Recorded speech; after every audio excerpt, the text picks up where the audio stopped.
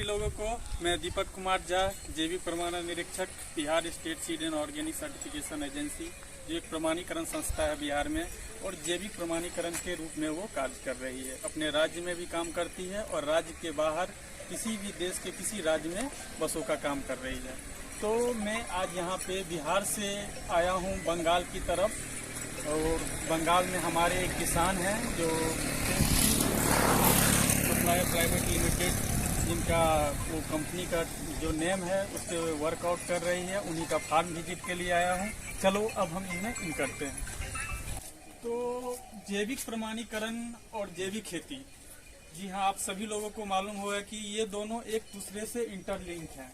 यदि किसान जैविक खेती कर रहे हैं तो उनको जैविक प्रमाणीकरण के तरफ जाना चाहिए, और ये फ्रेशजी एग्रो प्राइवेट लिमिटेड जैविक खेती तो कर ही रही है और जैविक प्रमाणीकरण के साथ भी जुड़ी हुई है। तो यदि हम फ्रेशजी की तरफ, फार्म की तरफ मूव करेंगे तो फ्रेशजी का यहाँ पे टोटल 3 फार्म है, ठीक है ना। टोटल 40 एकड़ का इनका टोटल प्लॉट है। ये जो फार्म में आप लोग को दिखाने जा रहा हूँ वो 15 एकड़ का फार्म है। 15 एकड़ में ये सभी प्रकार के फसल लेते हैं। मेनली ये वेजिटेबल्स क्रॉप पे काम करते हैं, फ्रेश वेजिटेबल्स पे काम करते हैं। जितना भी सीजनल वेजिटेबल्स वगैरह हो, उसके बाद फल से इवन ये ऑर्नामेंटल पे भी बहुत अच्छे काम कर रहे हैं। और जैविक खेती का जो भी सिद्धांत है, जो भी प्रिंसिपल है, आप देख सकते हो इनके प्लॉट में हर प्रिंसिपल को अपनाया जा रहा है। जैसे कि मोनोक्रॉपिंग होता है, पॉली क्रॉपिंग होता है, इंटर क्रॉपिंग होता है, बॉर्डर क्रॉपिंग होता है। और जो भी टेक्नोलॉजी, जो भी जैविक खेती में टेक्नोलॉजी का यूज किया गया है कि बॉर्डर साइड हमें क्या यूज करना है, रोपवे पे क्या यूज करना है, ऊपर रूफ क्या यूज करने जाएंगे, तो different type of planting system जो आप इस फार्म में, फ्रेशजी के फार्म में देख रहे हो। ये फ्रेशजी का फार्म बहुत सारा लंबा गया हुआ है। अब मैं आपको एक इस चीज़ के बारे में बताऊंगा कि जैविक खेती यदि इस फार्म में हो रहा है तो इसके सॉइल के बारे में भी, मिट्टी के बारे में भी आप लोग को मैं बताना चाहूँगा। मिट्टी का जो है, ये यहाँ पे मिट्टी में जब भी आप यदि जैविक खेती कोई भी किसान कर रहे हैं तो इसमें मिट्टी में ड्रास्टिक चेंज होता है।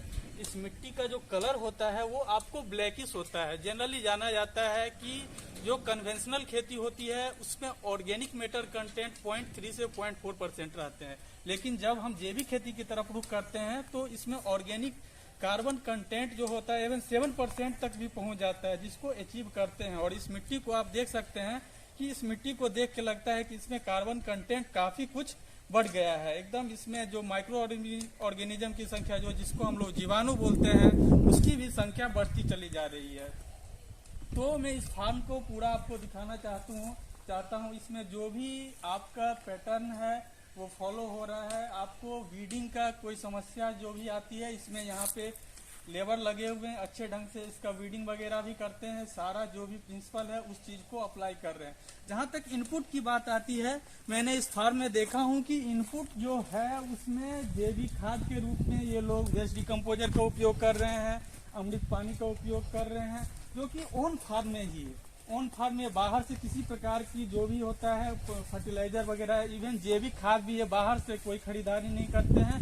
सारा जो भी जैविक खाद होता है, जैविक कीटनाशक होता है, ये लोग अपने फार्म पे भी बनाते हैं और उसी को यूज करते हैं। आप लोग को जानकारी होगी कि इनके खेत में, मैं आगे आपको बताऊंगा कि अमृत पानी का आज ही के दिन उसका स्प्रे कर रहे हैं। उनका डोज में बहुत सारे वेजिटेबल्स में स्प्रे करने जा रहे हैं। और अमृत पानी जो कि एक जैविक कीटनाशक के रूप में वर्कआउट करता है, जिसका कंपोजिशन जैसे कि हम लोग जानते हैं कि 200 लीटर पानी लेते हैं, 10 kg उसमें हम लोग जो गोबर होता है वो डालते हैं, 500 या आप हनी ले लीजिए, नहीं तो उसके साथ और फिर 250 ग्राम आपका ये घी आता है, उसको ऐड करके हम लोग बनाते हैं। और 500 हनी के जगह अपन जागड़ी भी डाल सकते हैं। और जागड़ी आप लोग को भी पता होगा कि ये इसमें शुगर कंटेंट ज़्यादा होता है, जिससे हमारी जीवाणु की मात्रा जो कल्चर होता है उसमें बहुत अच्छे ढंग से ग्रो करते हैं और फिर जाके वो तैयार होती है, जिसका इम्प्लीमेंटेशन में होता है। यहाँ आप देख सकती है कि ये हमारा जो है फूल गोभी का प्लॉट है यहाँ पे फ्रेशजी में, और यहाँ पे अमृत पानी का स्प्रे किया जा रहा है। हाथ से ही ये लोग स्प्रे करते हैं, जो कि पूरी तरह से सर्टिफिकेशन को, प्रमाणीकरण को भी हमको फॉलो करता है, ठीक है। तो यहाँ ये देख सकते हैं। इसके बाद जैसा कि मैंने आपको बताया कि ये इसके अलावा इनके पास फसल के रूप में आपका तो सब्जी हो ही गया, ये कुछ फ्रूट्स क्रॉप भी लेते हैं, फल भी लेते हैं। जैसे कि इनके फार्म में आप बनाना आगे देखोगे, बनाना का भी प्लॉट हुआ है, कुछ मैंगो का भी है। मैंगो के प्लांटेशन में जो होता है, जो घोंसला वगैरह, ये आर्टिफिशियल घोंसला भी वहाँ पे सेट किए होंगे। आपको हम दिखाने जा रहे हैं इस चीज़ के लिए। चलिए रुक करते हैं इसकी ओर। ये मैं आपको बताता कि मल्टी क्रॉपिंग, ठीक है ना, जो लेयर की क्रॉपिंग है इसमें आपको दिखाया गया है।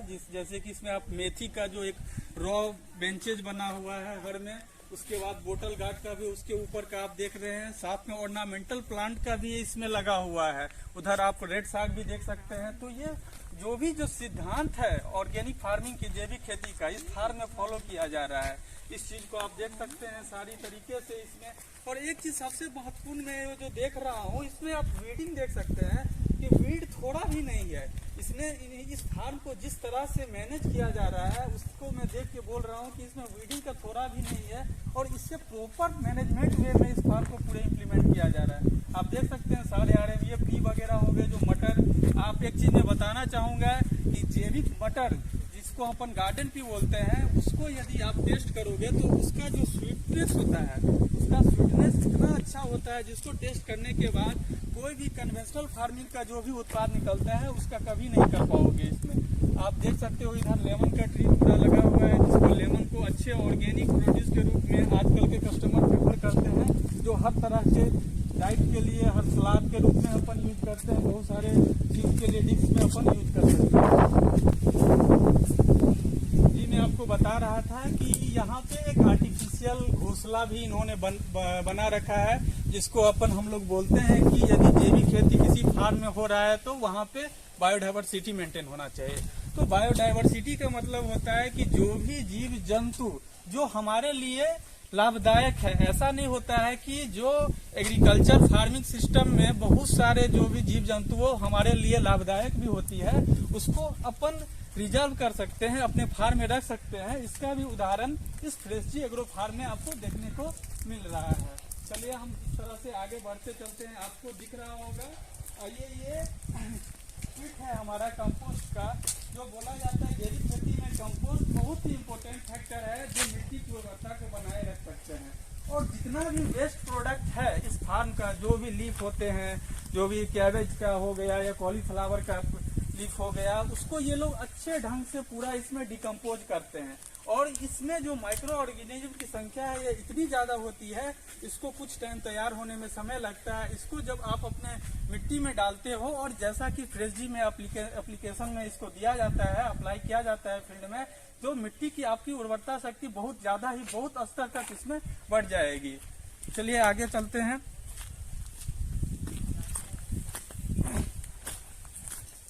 इनपुट के बारे में आपको बताने जा रहा हूँ कि इस फार्म में इनपुट के लिए अमृत पानी का मैंने आपको डिटेल बताया हूँ। वेस्ट डिकम्पोजर का यदि नाम आता है तो इसमें एक चीज राष्ट्रीय जैविक अनुसंधान केंद्र के द्वारा वेस्ट डिकम्पोजर को डेवलप किया गया है, उसी का पूरे देश में इसका इम्प्लीमेंटेशन हो रहा है। यदि किसान जैविक खेती कर रहे हैं और वो वेस्ट डिकम्पोजर का यूज नहीं कर रहे हैं, तो हमारे समझ से वो जैविक खेती के तरफ उनको पूरी जानकारी नहीं हुई है कि वो जैविक खेती में वेस्ट डिकम्पोजर का यूज होता है। लेकिन आप फ्रेशजी एग्रो फार्म में वेस्ट डिकम्पोजर को भी देख सकते हैं यहाँ पे, जो कि बहुत ही अच्छी आपको मिट्टी के उर्वरता के लिए भी मेंटेन करता है। और बहुत सारे फसल में जो भी यदि हम जैविक कीटनाशक के रूप में यदि करते हैं, तो इसको लो कंसंट्रेशन पर हम वेस्ट डिकम्पोजर भी बनाते हैं। इसकी क्वांटिटी के बारे में मैं जानकारी देना चाहूंगा कि वेस्ट डिकम्पोजर में हम लोग लेते हैं, आपको 200 लीटर पानी लेते हैं, उसमें हम लोग 2 केजी गुड़ डालते हैं और एक 20 रुपये का बोतल आता है, जिसको अपन उसमें डालते हैं। उसके बाद उसको सेट से ढक देते हैं। उसको 7 दिन 8 दिन तक उसको हमको रोल करना रहता है।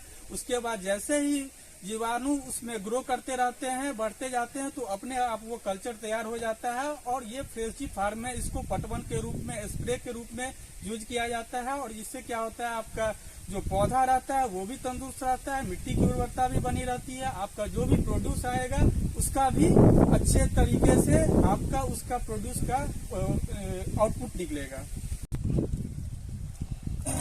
ये आप प्लॉट देख सकते हैं, इसमें आप बनाना के बारे में बता रहा था, और नेस्टली कुकुरबिटेसी फैमिली का जो भी वेजिटेबल्स है वो टोटल गोल्ड वगैरह भी इसमें आप देख सकते हैं।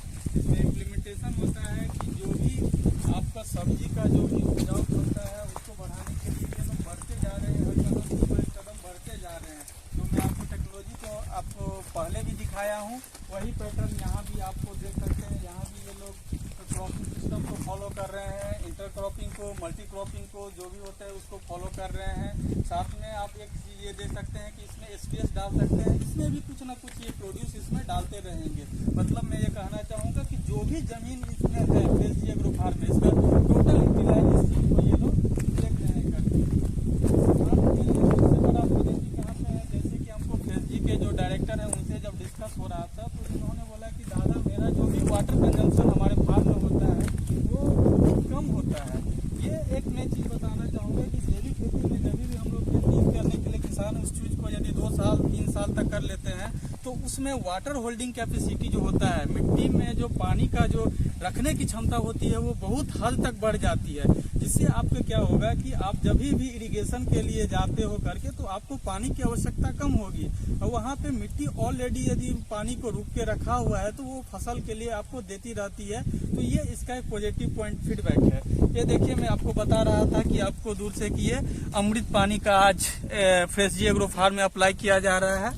ये लोग सॉल्यूशन बनाए हुए हैं और इस तरीके से ये अप्लाई करके पूरे फसल पे ये इसको डालते हैं। इस चीज़ के आप यहाँ पे देख सकते हैं, इसका कलर भी वही है जो आपको तैयार होने के बाद जागरी वगैरह के सॉल्यूशन के साथ इसको बनाया गया है। और ये बहुत अच्छी जैविक कीटनाशक के रूप में काम करती है, जिसका ये आज आप फार्म में देख सकते हो एप्लीकेशन किया जा रहा है।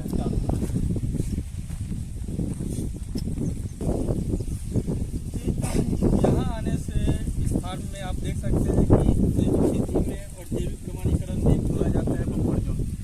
जैसा कि ये मानक होता है कि जैविक प्रमाणीकरण में यदि कोई किसान खेती कर रहे हैं तो वो अपने फार्म के जो बॉर्डर साइड है उस पर क्या कुछ कंट्रोल कर रहे हैं कंटामिनेशन से रोकने के लिए।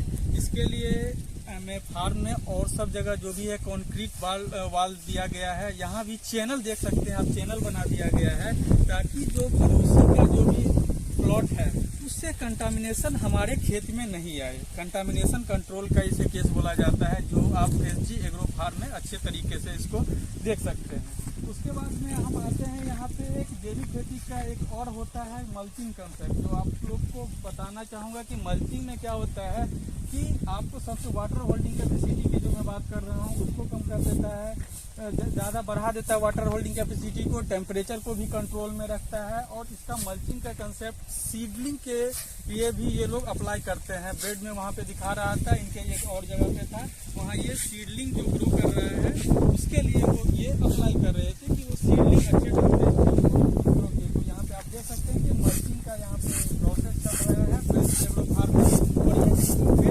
अपने फेज में इम्प्लीमेंटेशन करेंगे, जो कि बहुत ही अच्छी चीज़ है। और इस चीज़ को अपनाना चाहिए, हर किसान को अपनाना चाहिए कि मल्चिंग एक इम्पोर्टेंट पार्ट आता है जैविक खेती। तो इसी के साथ हमारा फ्रेश जी एग्रो फार्म का आज बहुत ही अच्छा अनुभव देखने को मिला। यहाँ के सारे जो भी लेबर थे, फ्रेश जी के जो हमारे डायरेक्टर हैं उनसे इंटरेक्शन करने का हमें आज मौका मिला। और मैं एक साथ बोलना चाहूँगा कि और बंगाल के किसानों के लिए भी मैं एक अपील करना चाहता हूँ, और भारतवर्ष के लिए भी किसानों के लिए मैं अपील करना चाहता हूँ कि जैविक खेती आप अपनाइए। यदि आप जैविक खेती अपनाएंगे तो हमारा राज्य सही रहेगा, हमारा देश सही रहेगा और हमारा विश्व सही रहेगा। इसी के साथ में आप सभी लोगों को मेरा प्रणाम।